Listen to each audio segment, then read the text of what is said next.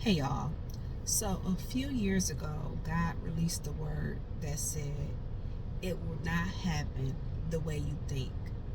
It will not happen the way you think. I believe God released this word in 2020, and it was in regards to marriage. For those of you who do not know, I just released a word maybe a week ago talking about marriage perversion and exposure. The word, it will not happen the way you think, was about connection, marital connection, God ordained connection. I talked about in one of those videos about my friend's newly engagement. Well, long story short, his previous engagement, which happened in 2022, he was supposed to get married in 2022. It was literally altered at the altar.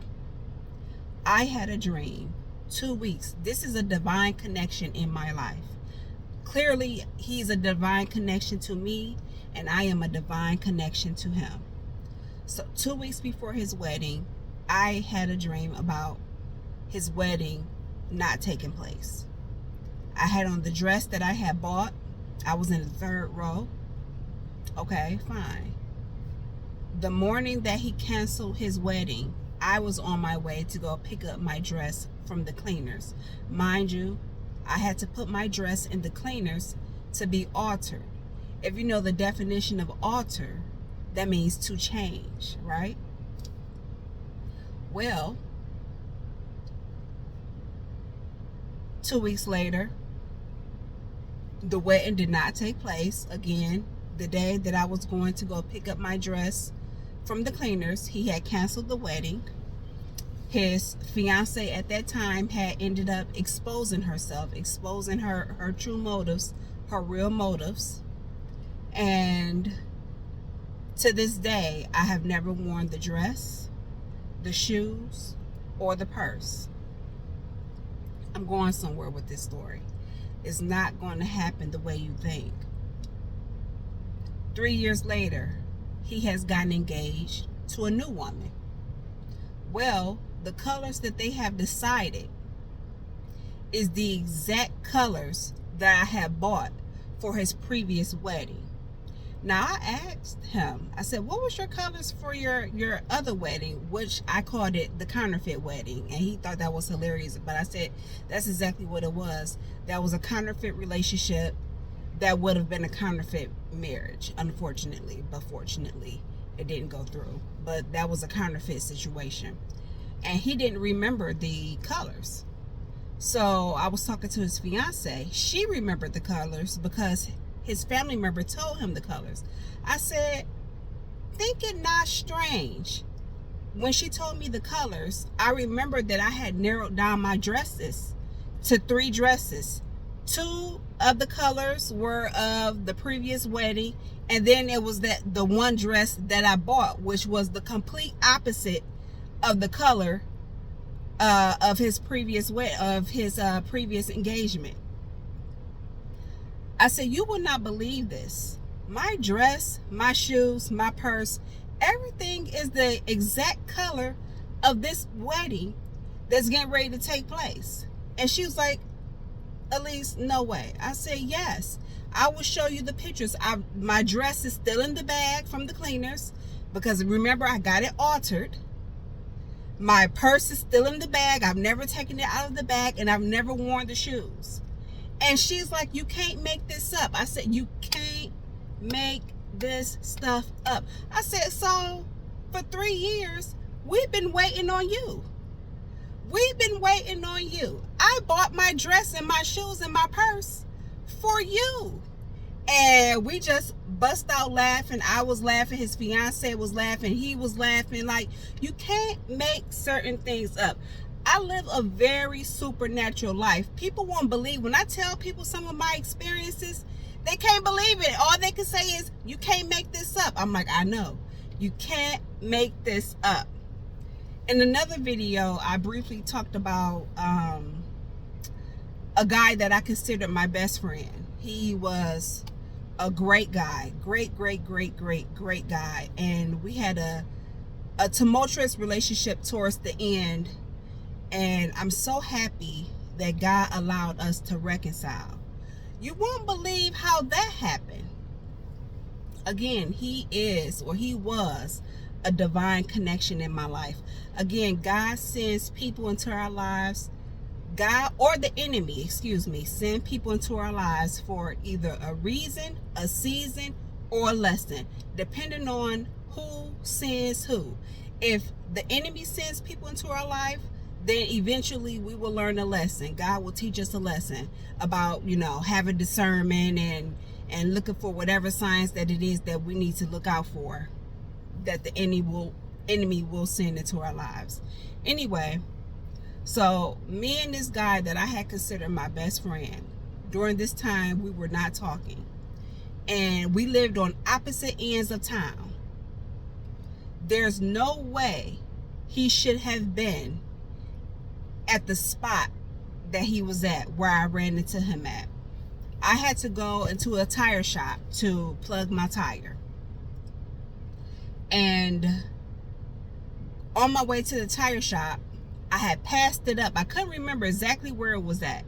I passed it up and I pulled up into another tire shop. And I'm like, I could just go in here and let them plug my tire.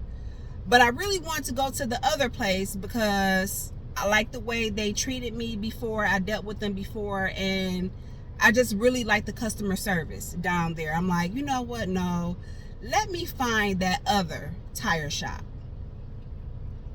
I drove down the street, pulled up into the correct tire shop. I walk into the shop. Who do I see sitting on the couch? And I came in and I'm like, what are you doing here? What are you doing here? So he got up. We gave each other a big hug. I remember the guys were looking like, what's that about? So it was like we had never stopped talking. It was like we literally had never stopped talking. He just told me some of everything. He had just got engaged, and he was telling me some other issues that was going on in his life and with his family and stuff like that. But we literally reconciled. There's no way he was supposed to be at that tire shop. Again, he lived on the complete opposite side of town. I don't remember how he ended up there, but that was nothing but God, because there's no way he was supposed to be there, of all places, this is a little mom and pop tire shop on the opposite end of town from that way he stayed on. That was all God, and I'm so happy we were able to reconcile our relationship. I'm so happy that God gave him the desire of his heart before he left this earth. He really desired to be a husband. He really desired to be a man of God. He really desired to be a good man. He really desired to be a good father, a good brother, a good man. He really desired to have a family. And I'm so happy God blessed him with the desires of his heart, because you guys will not believe this. I believe he ended up passing away 6 months after he got married. 6 months. That can be something else right there too, because I'm gonna leave that at that. Because I'm not sure if the woman that he married, I'm gonna leave that at that. But I'm happy that God gave him the desires of his heart. And something else you will not believe. Again, we're talking about divine connections. We gave each other a nickname. And he used to call me Jebediah. He used to call me Jebediah. And I had to come up with an equally old name back for him. So I started calling him Hezekiah. Mind you, we're in our mid-20s. I'm not saved. I'm not nothing. But I did used to read my Bible on occasion. Not like that. I used to front and have it on my coffee table in my living room, but I barely will open it. I open it when I got ready to, but God is good all the time, because he know our heart. He know who we are. He know what he predestined us to be. He know what he predestined us to do. It just awaits an appointed time. Anyway, after he passed away, because I never thought to look it up, after he passed away, I'm like, what does Jebediah mean anyway? It means friend of God.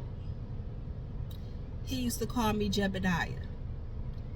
I used to call him Hezekiah. Hezekiah means Jehovah is my strength. And if you know anything about the story of Hezekiah, Hezekiah was a king, and Hezekiah got the word of the Lord that he was going to die. And Hezekiah prayed, and he prayed. I believe he fasted, but the